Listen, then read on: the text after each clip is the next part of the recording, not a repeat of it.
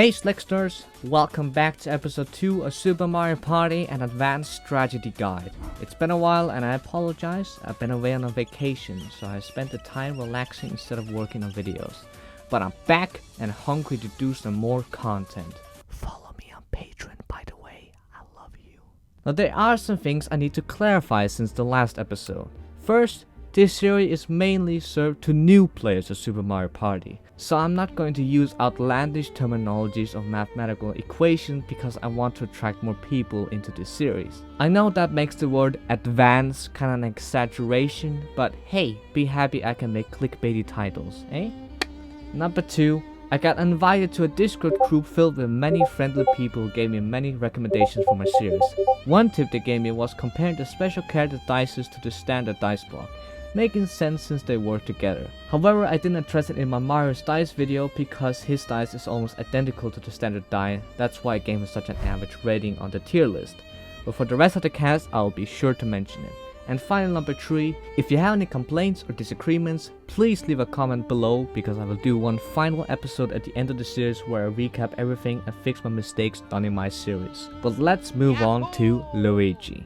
Luigi's die is 1, 1, 1, 5, 6, 7. Combined, that is 21. This die has a 50-50% chance of getting a high number or a low one. This dice is probably the first risk versus reward die we're going to look at in this series. So let's begin.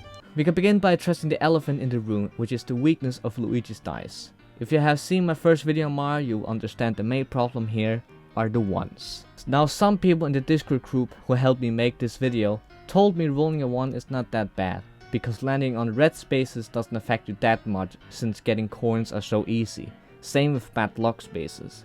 But that neglects to mention 2 factors in this discourse. First, playing one game of 10 rounds in Super Mario Party is relatively short, so you don't want to be going slow. You generally want to move at a faster speed, and ones prevent you from gaining that. Second, red and bad luck spaces may not always be so bad to land on, but landing on event spaces in Mega Fruit Paradise can lead you to lose the game. Same with Kamek's Tantalizing Towers, where you can land on a chain jump event space where you can lose a random amount of coins, which is terrible because you're so close to the star, where you need as much money as possible.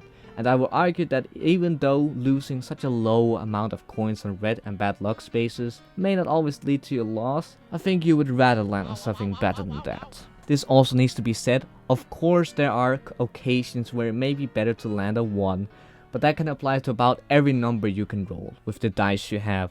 I'm just talking about the number that is the worst one to roll in most situations, but not in every case. So with that bit of clarification aside, let's return to Luigi's die. So yeah, 3 1s doesn't look great on Luigi's part. Before I start lampooning his die to atoms, if I could give Luigi any slack, I can say he sometimes has a chance of being on the exact spot on the board where he gets a good outcome, no matter what he rolls. For example, in Kamek's Tantalizing Tower, if you begin the game using Luigi's dice, you can hit a 1 and land on the event space 1 step in front of you, which teleports you closer to the star. Or you can roll a high number which allows you to get an item from the store. I will call this strategy the win-win situation from now on to the end of this series. However, it is rare to get this win-win situation, keep it in mind when playing Luigi. And if I have to state the obvious when it comes to Luigi, you can roll a large number. Now let's move on to Luigi's worst elements. Luigi's ones are confusingly many. Out of the 20 characters to choose from, Luigi, Tribones and Bowser Jr. are the only ones with that many ones in their dices. One thing I didn't mention when it came to Mario's dice video, I always used his dice over the standard one. The reason being he was consistent, he easily jumped over obstacles and still had a decent chance of hitting a significant number. Basically, he always kept you moving. With Luigi's dice, I rarely used him, except if he allows a win-win situation, as we talked about. Or if I need to hit a 1, or lastly if I need to hit a 7 to win. Otherwise, I'm safer just using the standard dice to move. Recording footage for this video was so hard because there were such rare situations where I desperately needed to use him. The clips I most likely used are me hitting a 1, getting an item and some shit. Because in a situation where you need to have a 7, what is the actual chance of you getting that? Where Mario lost some of his points for getting allies, Luigi desperately needs them to succeed. If you have 2 partners, Luigi's one don't look that terrible, because he will no matter what always hit a number above 3. Even in that situation, using the standard dice block is probably still a better option. But if you love risk versus reward dice with ones on them, you're better off using Tribone's die, just for this reason. He's more consistent in his high numbers. It seems like our lovable Luigi again got beaten by his brother, just like in Super Smash Bros. Ultimate. Cool it with the anti-Semitic remark. Now let's take a short recap of Luigi's best and worst elements. As positives go, 1. He has a 7, which can sometimes help you if you're fortunate enough. 2. If you desperately need to hit a 1, Luigi is your guy. And 3. Luigi has a chance of being in a win-win situation. But now for the negatives.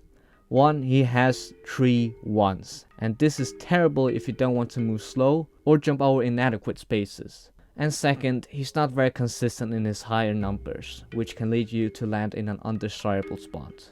On this tier list, I have to unfortunately place him on D tier, because I think the standard dice block is right in the middle of C tier, and I think Luigi's is worse than the regular die. So I'm sorry Luigi fans, but that's how it is. Nevertheless, thanks for watching, and I'll see you on the next time where I'll be looking at Peach's dice. Bye bye!